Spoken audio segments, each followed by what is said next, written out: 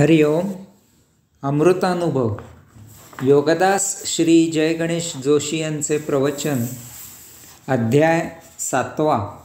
अज्ञानखंडन. ओवी क्रमांक 218.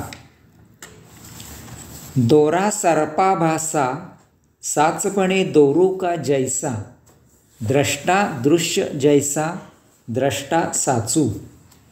अर्थात दोरी सापाप्रमाणे भासमान होते, तथापि ती दोरीच आहे हेच सत्य आहे.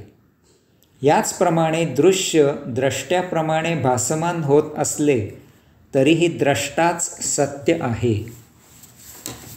माऊली त्यांचे लाडके उदाहरण देत आहेत. दोरी काळोखात सापासारखी भासमान होते, तथापि उजेड केला की आपल्या लक्षात येते की ती दोरीच आहे, साप नाही. याचप्रमाणे येथे जे जे दृश्य आहे ते सत्य नाही. दृश्यांना निर्माण करणारा जो द्रष्टा तोच सत्य आहे. आध्यात्मिक ज्ञानप्रकाशाने याचे ज्ञान होते. हे असे होते कारण द्रष्ट्यामधूनच दृश्य निर्माण झाले आहे. यामुळे आपल्याला दृश्यही तितकेच प्रभावित करते. याला आपण फसतो.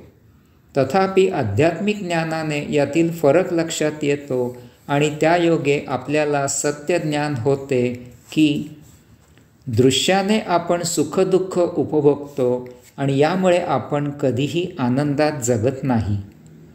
वास्तवात आपला जीवन जगताना ते सदा आनंदातच जगावे हाच उद्देश असतो. परंतु जर आपण आध्यात्मिक जीवन जगू लागलो तर आपल्या जीवनामधून सुखदुःख हद्दपार होतात आणि तेथे फक्त आनंदच उरतो. आपला जीवन जगण्याचा उद्देश पूर्ण होतो. दृश्य नष्ट होणारे आहे, द्रष्टा शाश्वत आहे, सदा असणारा आहे. या विचारामुळे आपण नष्ट होणार ही भीती नष्ट होते. यामुळे आपण मृत्युंजय होतो. दृश्य कितीही उपभोगले तरी तृप्ती समाधान कधीही होणे शक्य नाही. तथापि द्रष्टा हे अंतिम सत्य असल्यामुळे त्याच्या प्राप्तीने आपण जीवनाच्या अत्युच्च टोकाला पोहोचतो. आता यानंतर आणखी काही मिळवायचे शिल्लक नसते. यामुळे येथे तृप्ती समाधान आणि त्यामुळे कैवल्य आनंद मिळतो. यास्तव द्रष्टा सत्य आहे. ओवी क्रमांक 219. दर्पणे आणि मुखे मुख दिसे हे न चुके, परी मुखी मुख सतुके दर्पणी नाही. अर्थात आरशात मुखाचे प्रतिबिंब दिसते हे खरे आहे, तथापि त्या प्रतिबिंबाला दुसरे मुख समजणे चूक आहे. याला जोडून ओवी क्रमांक 220. तैसे द्रष्टा दृश्य दोहो, साचकी देखता ठावो, म्हणूनी दृश्य ते वावो देखिले जरी. अर्थात त्याप्रमाणे द्रष्टा आणि दृश्य या दोहोमध्ये पाहणारा द्रष्टाच सत्य आहे. यामुळे जरी दृश्य दिसत असले तरी ते असत्य आहे. मुलाचा फोटो पाहून मुलगा भेटल्याचा आनंद होतो का? सौ दुपारचा स्वयंपाक करून ठेवून माहेरी गेल्या आहेत. आता जेव्हा आपण दुपारी जेवायला बसू तेव्हा सौंच्या सहवासाचा आनंद मिळतो का? करायच्या राहून गेलेल्या जुन्या गोष्टी मनात आठवून त्या केल्याचे समाधान होते का? आपण आरशात आपले मुख पाहिल्यावर जर त्या आरशातील प्रतिबिंबाला सौंदर्य प्रसादाने चोपडली तर त्यामुळे आपले मुख सुंदर दिसेल का? माऊली सांगतात की आरशातील प्रतिबिंब जरी आपलेच असले, ते अगदी हुबेहूब आपल्याच सारखे दिसत असले तरीही ते आपले मुख असू शकत नाही. याचप्रमाणे जरी द्रष्ट्यामधूनच दृश्य निर्माण झालेले असले तरीही ते सत्य नाही, ते द्रष्टा नाही. कारण काही कालावधीनंतर ते नष्ट होणारे आहे. ते शाश्वत नाही. त्यामधून भौतिक भोगापवर्गता निर्माण होऊन ते शेवटी क्लेशकारकच असणार आहे. त्यापासून त्याच्याप्रमाणेच शाश्वत आनंद मिळणे शक्य नाही. माऊली सांगतात की द्रष्टा आणि दृश्य या दोहोंमध्ये द्रष्टा हाच सत्य निरंतर सदा असणारा आहे. आपण तो आहोत. यास्तव दृश्याचा देहधर्मापुरताच उपयोग करून द्रष्ट्याची उपासना करावी, त्याला प्राप्त करावा, साक्षात्कारित व्हावे, मुक्त जगावे. ओवी क्रमांक 221. वावो किर होये तरी दिसत तव आहे, येणे बोले होये आथी ऐसे. अर्थात जे असत्य आहे तेच खरे आहे असे वाटते, ते प्रत्यक्ष दिसत आहे म्हणून ते आहे असे वाटते.